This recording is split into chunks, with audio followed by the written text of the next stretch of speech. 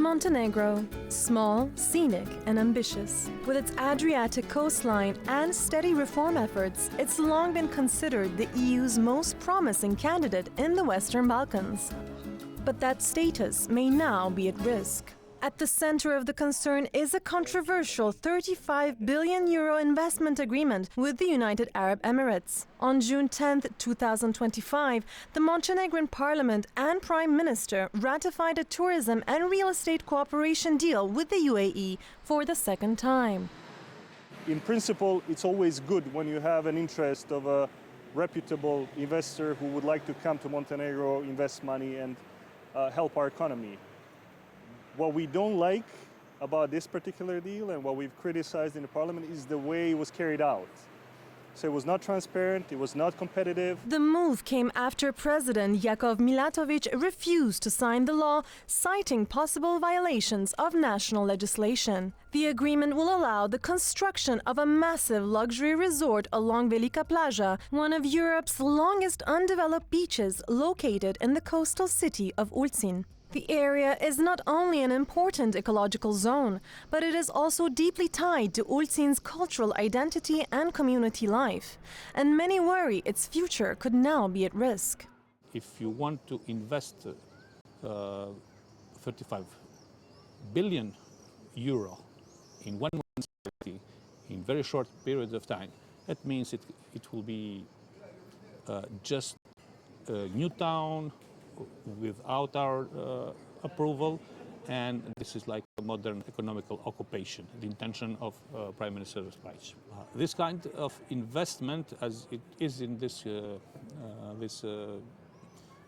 contract agreement, intergovernmental agreement, is very shadowed because it gives the investor a lot of rights, and the government instead is going to invest in infrastructure, in roads, and that's why we think that our European path is not in this way. On the beach itself, locals worry that the project could reshape Ulcinj forever and not necessarily for the better. Building the apartments for sale in this location, it's not in our interest. I've been coming here for many years and I like what I have here. I feel comfortable. We are not like Dubai, like the city that has been built on sand and on a desert. I mean, we do really have experience. We do really have that cultural, natural, historical heritage. The European Commission has raised concerns over the deal's lack of transparency, a key condition under EU accession rules. Also, opposition lawmakers like Ivan Vukovic argue that the way the deal was introduced undermines the very principles Montenegro committed to as part of its EU integration process. We thought of it as very problematic in the context of European integration because while we were talking about closing Chapter 5, which is public procurement, we're passing the law which pretty much suspends the public procurement law, which we in the opposition thought might send a very problematic signal to our European partners. But not all officials share this view. The government's chief EU negotiator defends the agreement.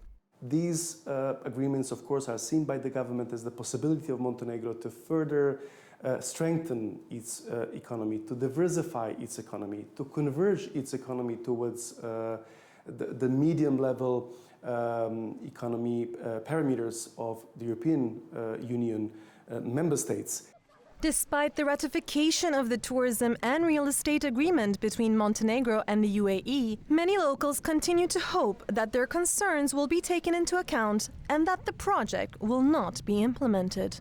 Because the real investors, we do believe that they come through the front door, introducing, the local community, the local government, and then going further to other steps. TVP World contacted the UAE investor Eagle Hills for a comment, but has not received a response. As Montenegro works towards EU membership by 2028, this deal bears significant importance. It may showcase whether the country is ready to uphold democratic standards and ensure public trust, or whether fast-track investment will come at the expense of EU values.